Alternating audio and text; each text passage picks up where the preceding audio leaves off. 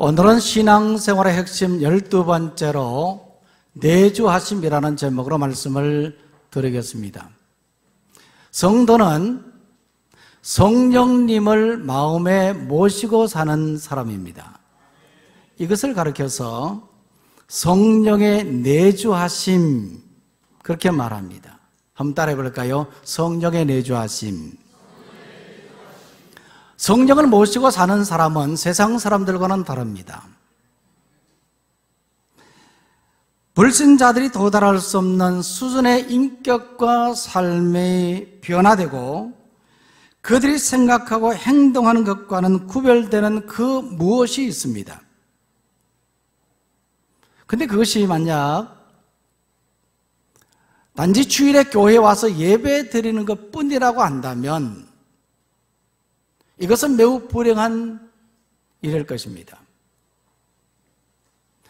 귀신에 들려도 사람이 달라지는데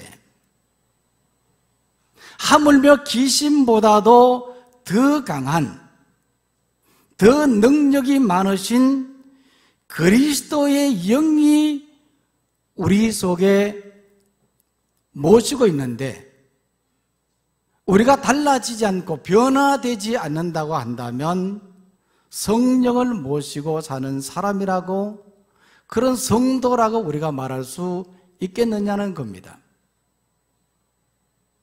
오늘 말씀해 보면요, 예수님께서는 제자들에게 하나님께 구하여 성령을 주시겠다고 약속을 하셨습니다. 그러면 이 성령은 어떤 분이신가 하는 겁니다. 성령이 우리 속에 내주하시면 우리는 변화됩니다. 그럼 이 성령은 어떤 분이신가 하는 거죠. 먼저는요, 오늘 말씀에 보면 보혜사이십니다. 16절 말씀을 다 같이 읽겠습니다. 시작. 내가 아버지께 구하겠으니 그가 또 다른 보혜사를 너희에게 주사 영원토록 너희와 함께 있게 하리니. 예수님께서는 성천하시면 하나님께 구하여 또 다른 보혜사를 주시겠다고 말씀을 하셨습니다. 또 다른 보혜사가 뭡니까? 성령님을 말하죠. 그러면 보혜사가 또 있습니까? 또 다른 보혜사가 있고 보혜사가 있어야 되는 거죠. 그런데 예수님께서 친히 이 세상에 계시면서 보혜사로서의 역할을 감당하셨다는 겁니다. 예수님께서는 제자들을 부르시고 제자들을 가르치시고 그들을 위로하시고 그들을 도와주셨습니다. 그래서 요한일서 2장 1절 말씀에 보면요, 대언자라고 예수님을 가리켜서 말하고 있습니다. 이 대언자라는 이 말은요, 바로 보혜사라는 말입니다. 원어적으로 똑같은 의미를 가지고 있습니다. 이처럼 예수님께서는 이 세상에 계시면서 구원의 사역을 이루고 성자로서의 사역을 감당하셨지만 예수님 자신의 역할 중에서는 이와 같은 보혜사의 역할도 있었다는 것을 말합니다. 그래서 예수님께서 이제 하늘로 성천하시면 아버지께 구하여서 또 다른 보혜사를 너희에게 줄 것이라고 약속을 하셨습니다. 이 보혜사라는 이 말은요, 헬라어로는 파라클레토스 그렇게 말합니다. 이 파라라는 말은 곁에라는 뜻이고 클레토스라는 이 말은 보냄을 받았다는 뜻입니다. 보냄받은 자라는 뜻입니다. 곁에서 보냄받았다. 이 말은요, 보혜사 성령님은 우리를 도우시기 위해서 우리 곁에서 우리 곁으로 보냄을 받은 자라 하는 뜻입니다. 그래서 보혜사는 보냄을 받으신 분이시고, 또 달리 표현하면 상담자, 위로자, 그렇게 말하고 있습니다. 이처럼 보혜사는 보냄을 받으신 분, 상담자, 위로자 있습니다. 로마서 8장 26절 말씀에다 보면요, 성령은 우리의 연약함을 도우신다, 그렇게 말하고 있습니다. 말할 수 없는 탄식으로 기도할 바를 알지 못하는 성도들을 도우시는 분이시라, 그렇게 말하고 있습니다. 우리가 어떻게 기도해야 될지 알지 못할 때 성령께서 우리 가운데 임하셔서 우리가 기도하도록 돕는 분이시다 하는 말입니다. 우리의 기도를 대신하는 분이 아니십니다. 우리의 기도를 도우시는 분이 바로 성령 보혜사이시라는 말입니다. 이처럼 성령님은 보혜사이십니다. 뿐만 아니라 오늘 이 말씀에 보면요, 이 성령님은 진리의 영이시라, 그렇게 말하고 있습니다. 17절 말씀 보십시오. 자, 17절 말씀 다 같이 읽겠습니다. 시작. 그는 진리의 영이라. 세상은 능히 그를 받지 못하나니 이는 그를 보지도 못하고 알지도 못함이라. 그러나 너희는 그를 아나니 그는 너희와 함께 거하시며 또 너희 속에 계시겠습니다. 아멘. 이 말씀에 보면 성령님은 진리의 영이라, 그렇게 말하고 있습니다. 이 진리라는 말은요, 참된 도리라는 뜻이지요. 그렇지만 말씀이 진리이고 진리이신 말씀, 그리고 말씀이신 예수님이 진리이십니다. 요한복음 16장 13절에 보면 성령은 진리 가운데로 인도하시는 분이시라고 말했습니다. 또한 요한복음 15장 26절 말씀에도 보면 성령은 참 진리이신 예수님을 증언하시는 분이시라, 그렇게 말하고 있습니다. 이 증언한다는 이 말은요, 진리를 가르쳐 알게 해준다는 뜻입니다. 이처럼 성령은 진리 가운데로 인도하시고 진리를 증언하시는 분이십니다. 그것을 우리가 어떻게 알 수 있겠습니까? 우리가 말씀을 읽을 때나 또 말씀을 이렇게 들을 때입니다. 그때 우리가 성령이 진리의 영이시라는 사실을 깨달을 수 있습니다. 그것을 체험할 수 있습니다. 우리가 말씀을 읽는 순간 어느 순간에 이 말씀이 깨달아지잖아요. 그동안 말씀이 들려지지 않다가 어느 순간에 이 말씀이 내 말씀으로 확 와닿는 그런 경우들이 있잖아요. 이것은 바로 진리의 성령님의 역사인 것입니다. 뿐만 아니라 세상 사람들과 달리 생각하고 다르게 사는 것을 보면 알 수 있습니다. 생각하는 것도 다르고 말하는 것도 다르고 살아가는 삶도 다릅니다. 그것은 바로 진리의 성령님이 우리 마음속에 있다는 것을 말합니다. 진리의 성령님이 내 마음속에 있기 때문에 내가 생각하는 것도 다르고 내가 말하는 것도 다르고 또 내가 살아가는 모든 삶들이 달라질 수밖에 없는 것이죠. 그래서 세상 사람들은요, 세상 것을 좋아하지만 성도는 하나님의 것을 좋아합니다. 예배하는 것을 좋아하고 기도하고 전도하는 것을 좋아하고 섬기고 봉사하는 것을 좋아합니다. 목사님, 저희들은 한 주간 동안 세상에서 정말 생존 경쟁 속에 힘들게 살아왔습니다. 근데 주일에 와서 또 저희들이 이렇게 봉사를 해야 됩니까? 저희들이 이렇게 또 예배를 드리며 또 이렇게 교회 이곳저곳을 섬기며 수고해야 되겠습니까? 이렇게 말하는 분이 있습니다. 그러나 진리의 영이 그 속에 있는 사람은 오히려 교회에 나와서 섬기고 봉사하는 이 모든 일들이 재충전으로 다가오는 것입니다. 이것은 바로 성령님, 진리의 영이신 성령님이 내 속에 거하기 때문입니다. 그래서 또 충전을 받고 새 힘을 얻어서 또다시 한 주간의 삶을 살아가게 되는 것이죠. 성령님이 진리의 영이시기 때문입니다. 자, 그러면 이 성령님은 어떤 분이신가? 성령님은 바로 보혜사이시고 그리고 진리의 영이십니다. 그러면 이런 보혜사와 진리의 영이신 이 성령님이 그러면 내 안에, 내 속에 계시는가 하는 겁니다. 오늘 우리 어떻습니까? 내 속에 진리의 영, 보혜사 성령님이 내 속에 계신다고 여러분들은 생각하십니까? 갈라디아서 5장 16절 말씀에 보면 이런 말씀이 있습니다. 다 같이 읽겠습니다. 시작.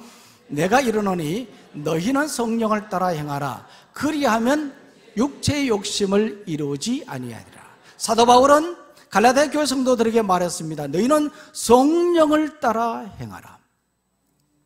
성령님을 마음에 모시고 있는 사람은요, 성령님을 따라 행합니다. 그 증거가 바로 예수님을 나의 구주로 믿고 하나님의 말씀인 그 진리의 말씀을 깨닫고 기도할 때 나도 모르게 저절로 기도가 되고 말씀에 따라 순종해야 되겠다고 다짐하는 것입니다.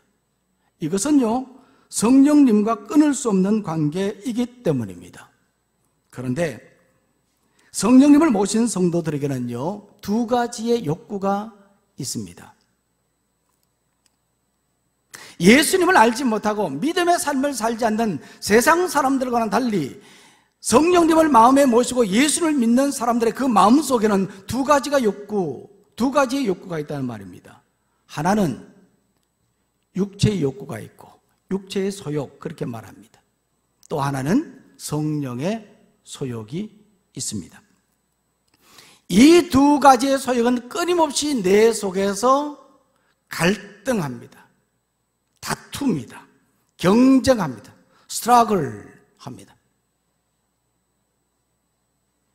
선을 행하기 원하는 이 성령의 소욕은 끊임없이 선을 추구해 나갑니다.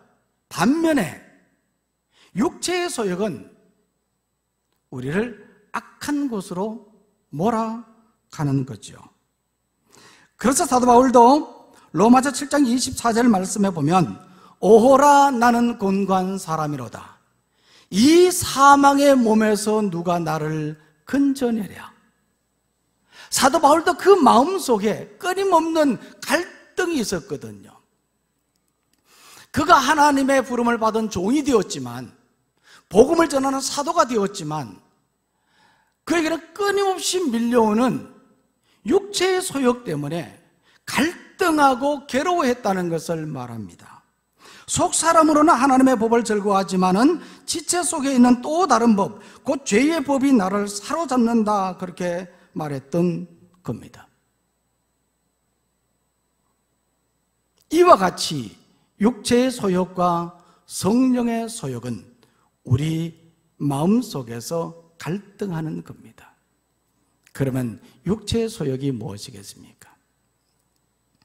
육체의 소욕은요, 갈라디아서 5장 19절 말씀부터 21절에 보면 이와 같이 말하고 있습니다. 다 같이 읽겠습니다. 시작. 육체의 일은 분명하니 곧 음행과 더러운 것과 호색과 우상숭배와 주술과 원수 맺는 것과 분쟁과 시기와 분냄과 당짓는 것과 분열함과 이단과 투기와 술취함과 방탕함과 또 그와 같은 것들이라. 몇 가지입니까? 15가지입니다. 15가지지만 15가지만이 아닙니다. 여기 보면요, 또 그와 같은 것들이라. 이 외에도 육체의 소욕에 관계된 많은 것들이 있다는 것을 말하고 있는 것입니다. 오늘 우리 삶 속에는요, 이와 같은 육체의 소욕들이 끊임없이 우리를 무너뜨리려고 하고 있는 겁니다. 그러면 성령의 소욕은 뭐냐? 한번 따라해 보겠습니다. 성령의 소욕은 하나님의 뜻대로 살아가려는 본성이다. 성령의 소욕은요, 하나님의 뜻대로 살아가려는 그러한 본성이거든요. 내가 성령을 받고 성령님이 내 속에 내주하심으로 말미암아서 나는 하나님의 뜻대로 끊임없이 살아가려고 그렇게 노력을 하는데, 끊임없이 밀려오는 이 육체의 소욕 때문에 내가 갈등하는 겁니다. 이것 때문에 괴로워하는 겁니다. 이것은요, 오늘 우리 모두의 이야기입니다. 내가 예수 믿는 사람으로서 내가 하나님을 의지하고 믿음의 삶을 사는 사람인데, 이래서는 안 되는데 하면서도 점점 우리가 죄 가운데 빠지는 것을 보게 되지 않습니까? 그러면 이 문제를 도대체 어떻게 해결하면 좋겠습니까? 사도 바울도 이 문제 때문에 끊임없이 갈등했는데, 그러면 오늘 우리는 이 문제를 어떻게 하면 좋겠느냐 하는 것이죠. 대부분은요, 육체의 소욕과 싸우고 그것을 억누르며 정죄하려고 듭니다. 참자, 억누르자, 그렇게 하면서 육체의 소욕을 이기려고 그렇게 하지만, 그것보다도 더 효과적인 방법이 있습니다. 그것은 성령의 소욕대로 사는 것입니다. 그러면 육체의 소욕은 자연히 위축되고 소멸하게 됩니다. 예를 들어서요, 물통에 있는 더러운 물을 깨끗이 하려면 그것을 그냥 비워버리고 새물을 받으면 됩니다. 그럼 깨끗하게 되는 겁니다. 우리도 마찬가지입니다. 내 마음이 더러워졌어요. 이것을 깨끗하기 위해서 기도원에 가서 눈물로 하나님 앞에 통성으로 기도하고 회개했습니다. 다 비웠습니다. 그러면 이제 성령으로 깨끗해지는 거죠. 그럼 끝났습니까? 또다시 이것이 더러워지는 거예요. 끝나지 않았습니다. 그러면 어떻게 우리는 육체의 소욕을 자연적으로 물리치고 성령의 소욕에 따라서 살아가는 삶이 될 수 있을까? 어떻게 갈등하지 않고 정말 성도다운 성도로 우리가 살아갈 수 있을까? 그것은 더러운 물에 깨끗한 물을 계속해서 부으면 되는 겁니다. 예를 들어서 보십시오. 세수를 할 때 비눗물로 더러워졌잖아요. 그렇죠? 세수대야에 더러워졌어요. 그러면 새물을 계속해서 넣으면 그럼 어떻게 해요? 깨끗해지는 거죠. 자, 여러분 보십시오. 이것이 우리의 더러워졌던 마음입니다. 이 마음이에요. 자, 여기에 어떤 물을 볼까요? 여기에 자, 깨끗한 물입니다. 제가 한번 해볼까요? 실질적으로 한번 우리가 자, 여기에 더러워진 이 물을 자, 깨끗한 물로 붓습니다. 자, 부으면 자, 물이 깨끗해져야 안 깨끗해져요? 점점. 자, 계속해서 붓습니다.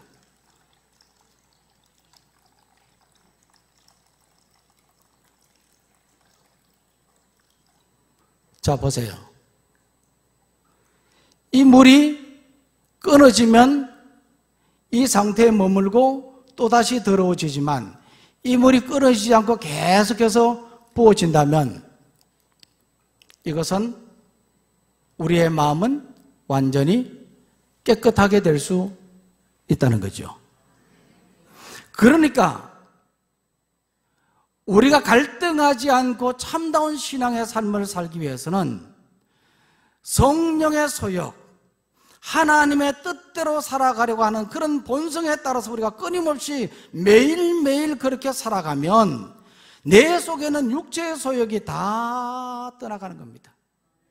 내 마음이 깨끗하게 되어지는 겁니다. 그래서 우리가 매일 큐티를 하고 매일 우리가 성경을 읽고 기도하는 생활을 하고 우리가 늘 예배하는 생활을 하고 늘 하나님의 중심으로 살아가면 이와 같이 우리는 깨끗한 성도의 삶으로 살아갈 수가 있습니다. 그런데 성도는요, 이미 성령의 소욕대로 살아갈 가능성이 높습니다. 왜냐하면 이미 우리는 육체와 함께 그 정욕과 탐심을 십자가에 못 박았기 때문입니다. 이미 신분이 달라졌기 때문입니다. 이미 우리는 죄인이 아니라 의인이 되었기 때문입니다. 하나님의 은혜로 말입니다. 그래서 우리는 성령의 소욕대로 끊임없이 살기만 하면 우리는 세상의 것을 다 떨쳐버리고 믿음의 사람답게 우리가 살아갈 수가 있는 겁니다. 그런데 만약 우리가 이와 같이 삶을 살지 않으면, 성령의 소욕대로 삶을 살지 않으면 우리는 천국에 들어갈 수가 없습니다. 이 갈라디아서 5장 21절 말씀해 보면요, 이 끝에 보면 이런 일을 하는 자들은 하나님의 나라를 유업으로 받지 못할 것이라고 했거든요. 이런 자들이 어떤 자들을 말합니까? 육체의 소욕대로 사는 자들, 다시 말하면 성령의 소욕대로 살지 않는 자들은 하나님의 나라를 유업으로 받지 못한다, 하나님의 나라에 들어가지 못한다는 것을 말하는 겁니다. 그래서 사도 바울은 이런 일을 경계하라 그렇게 말했습니다. 스마트폰은요, 우리의 삶의 방식을 완전히 바꿔 놓았습니다. 과거에는, 지금도 마찬가지입니다만은 이 컴퓨터가 이제 많이 좋아졌지 않습니까? 그죠? 초창기에 286, 386, 486 펜티엄 단계까지 지금은 엄청 발전되었습니다. 그렇지만 컴퓨터는 자리에 앉아서 이렇게 하게 됩니다만은 핸드폰은 이제 이동하면서 할 수 있는, 얼마나 편리한지 모릅니다. 너무나 좋습니다. 그런데 스마트폰을 사용할 때는 반드시 두 가지를 체크해야 합니다. 첫째는 배터리입니다. 배터리가 얼마나 남아있는가 하는 것이죠. 근데 용량이 줄어들었으면 어떻게 해요? 불안해지는 거죠. 불안해지는 겁니다. 또 하나가 뭡니까? 또 하나는 무선 데이터 전송 시스템인 와이파이입니다. 와이파이가 잘 연결되어 있는가 하는 겁니다. 배터리 용량이 아무리 많다고 하더라도 와이파이가 연결되어 있지 않으면요, 사용할 수가 없는 겁니다. 이처럼 우리 영적 삶에도 두 가지를 반드시 점검해야 하는 겁니다. 첫 번째로는 영적 배터리가 충전되어 있느냐 하는 겁니다. 용량이 얼마나 있는가, 이것을 점검해야 되는 겁니다. 만약 내 영적 배터리가 충만하게 채워져 있지 않고 바닥에 있다고 한다면, 바닥에 있는데도 불구하고 이것을 두려워하지 않고 불안해하지 않는다고 한다면 그는 신앙의 사람이라고 말할 수가 없습니다. 또 하나는 영적 와이파이입니다. 하나님과의 관계가 잘 연결되어 있어야 되는데 이 관계가 단절되어 있다고 한다면 이것은 심각한 문제입니다. 그래서 오늘 우리는 늘 영적 배터리를 충만하게 채워야 합니다. 그리고 영적 와이파이가 잘 연결된 그런 신앙의 삶을 살아가야 될 줄 믿습니다. 자, 그렇다면 이 성령님을 모신 분, 성령님을 내 마음에 모시고 성령 충만한 사람의 그런 성도의 삶은 어떠한가 하는 겁니다. 어떠한가? 갈라디아서 5장 22절 말씀부터 23절에 보면 우리가 잘 아는 말씀이죠. 이런 말씀이 있습니다. 다 같이 읽겠습니다. 시작. 오직 성령의 열매는 사랑과 희락과 화평과 오래 참음과 자비와 양성과 충성과 온유와 절제니 이 같은 것을 금지할 법이 없느니라. 성령이 충만하면요, 내 속에 계신 성령님으로 말미암아서 내가 충만해지면 저절로 내 삶 속에는 성령의 열매가 맺어지게 되는 겁니다. 육체의 소욕을 다 물리치고 끊임없이 성령의 소욕대로 살고 내가 성령으로 충만해지면 내 삶 속에는 바로 이 성령의 열매가 맺어지는데, 그 열매가 어떤 겁니까? 9가지이지 않습니까? 사랑과 희락과 화평과 오래 참음과 자비와 양성과 충성과 온유와 절제. 이것만이 아닙니다. 이 외에도 많은 성령의 열매가 있습니다. 그런데요, 이것은 9가지지만 실질적으로 한 사람이 맺을 수 있는 인격과 삶의 모습입니다. 왜냐하면 오직 성령의 열매는, 그런 말했는데, 이 열매라는 이 단어는요 복수로 되어 있어야 돼요. 문법적으로 보면 뒤에 또 여러 가지가 나와 있으니까, 9가지가 나와 있으니까 이 열매라는 단어는 복수로 써야 되는데 실질적으로는 단수로 써 있는 거예요. 이거 뭘 말하는가 하면 결국은 이것은 하나라는 것을 말하고 있는 겁니다. 그래서 성령에 충만한 사람은 바로 이와 같이 이 성령에 충만한 그런 열매를 맺으면서 살아가야 하는 것입니다. 이것이 바로 성령 충만의 모습입니다. 성도는 성령을 모셨지만 성령으로 충만하지 못할 때가 많습니다. 성령으로 충만한 사람인지 육신에 충실한 사람인지 구분이 안 될 때가 있습니다. 그래서 예수님께서 말씀하시기를 성령으로 충만함을 받으라. 에베소서 5장 18절 말씀에서 성령으로 충만함을 받으라 그랬습니다. 그러면 성령으로 충만하지 못한 이유가 무엇이겠습니까? 그것은 바로 육체의 소욕을 이기지 못했기 때문입니다. 끊임없이 우리 속에 밀려오는 이 육체의 소욕, 이것을 이기지 못하면 성령으로 충만해질 수가 없는 겁니다. 지난 금요일 생명삶 큐티 에세이에 보면 이런 글이 있었습니다. 묵상에 보면 이런 글이 있었습니다. 교회에 다니는 한 청년이 건설회사에 입사했습니다. 그 청년은 회사에서 인정을 받기 위해서 회식 자리에서 호탕한 모습으로 술을 마시고 상사들의 비율을 잘 맞추었다고 합니다. 이제 입사했으니 나름대로 이제 직장 상사들과 관계를 잘 유지하고 한번 승승장구하며 직장 생활을 잘 해보겠다는 그런 다짐이었겠죠. 그런데 건설 경기가 안 좋아지고 회사의 경영이 악화되면서 그 청년은 정리해고 대상이 되었다는 겁니다. 가장 힘들었던 것은 자신보다 학벌도 좋지 않고 능력도 뛰어나지 않아서 자신이 무시했던 동료가 자리를 지키게 된 것이었다는 겁니다. 그 청년은 믿었던 상사들에 대한 배신감, 억울함에 힘들어하다가 곤고한 마음이 되어 예배의 자리로 나오게 되었고, 말씀을 들으면서 그동안 하나님을 경외하지 않고 세상과 타협하며 다른 사람을 무시한 자신의 죄를 깨닫고 진정으로 회개했다는 겁니다. 그때부터 그의 삶이 달라지게 된 것입니다.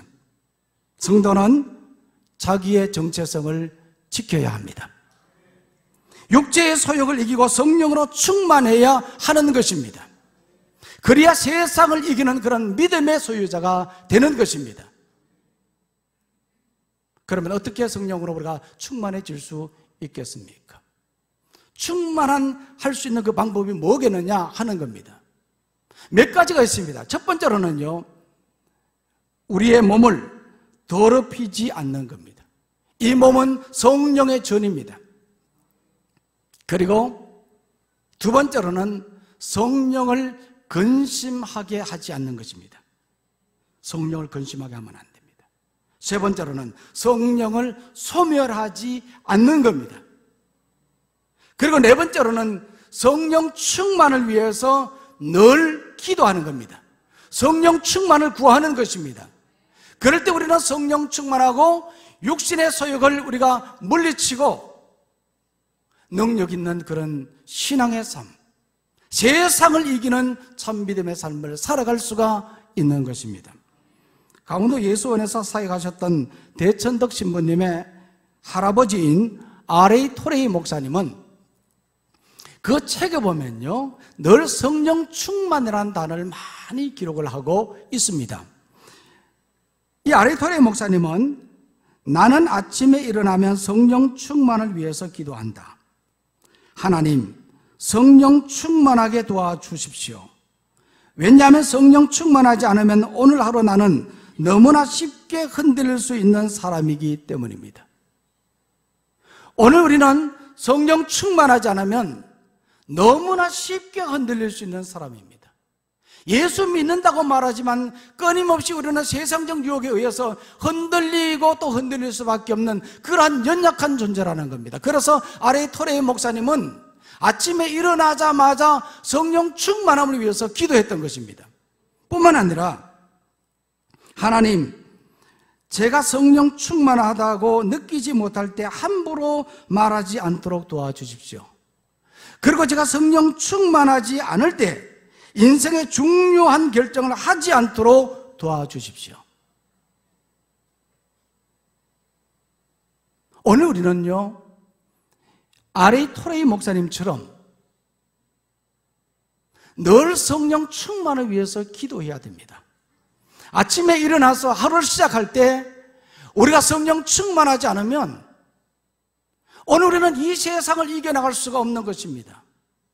성령이 내 속에 거하는, 성령이 내주하는 사람이라고 한다면 끊임없이 우리는 충만하게 되어서 이 세상을 이기며 세상을 정복해 나가는 그런 신앙인이 되어야 하는 것입니다. 우리 스스로는 이 감정을 다스리기가 어렵습니다. 우리 안에 육체의 소욕이 끊임없이 있기 때문에, 끊임없이 밀려오기 때문입니다. 그래서 우리는 성령 충만함을 구해야 합니다. 성령님이 우리를 주관하면 우리는 감정을 다스릴 수 있고 참된 그리스도인으로 우리가 살아갈 수가 있습니다. 제가 앞에서 말씀드렸던 것처럼 더러워졌던 우리의 마음이지만 끊임없이 성령을 부으면 우리는 성령의 사람으로 살아갈 수 있습니다.